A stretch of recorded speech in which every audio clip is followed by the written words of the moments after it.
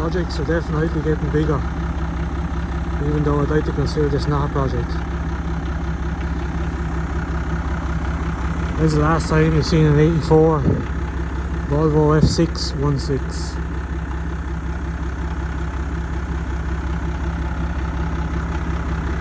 I plan on making this truck into a recovery lorry. I'm going to be putting a beaver tail body on it, along with a hiab.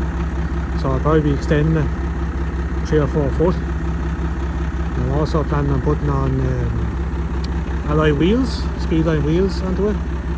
On the front to be super singles. They'll have the rims will have a more what is the positive offset. Fill out those arches.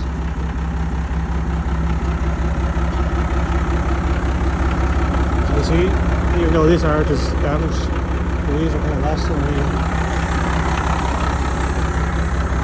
Here's a good example here. I've changed the tanks to aluminium. There's 3 on it currently, but I'll be putting all 4 tanks back on it. Diesel tank is rotten. I have a brand new one empty go on it. Hopefully get that on tomorrow. There's all the spare bits and pieces.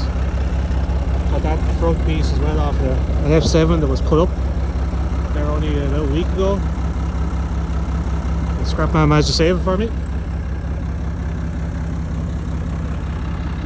Want to change the fenders also to stainless steel. I think that really set her off, even though you probably won't see them for the most part underneath the body, but still though, be nice.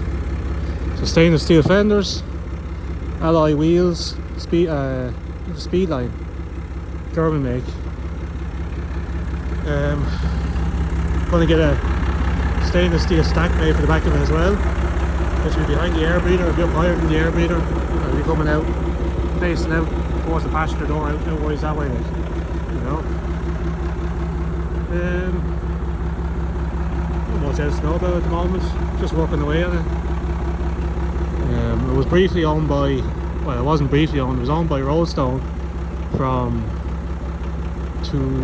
1998 I think to a few years ago, and it was just used for dust suppression. It used to be a fuel truck originally.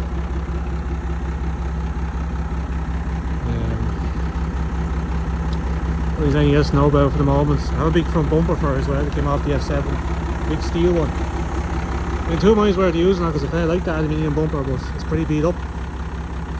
The steel one comes down a lot further, comes down another 3 or 4 inches below the step, and it's made properly to curve around and all that, but weight wise it kind of adds a lot of weight to the front of the truck.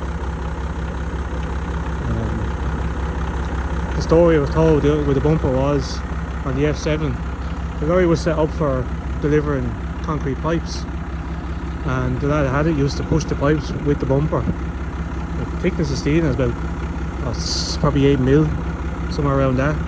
Oh, it's ridiculous, so it is.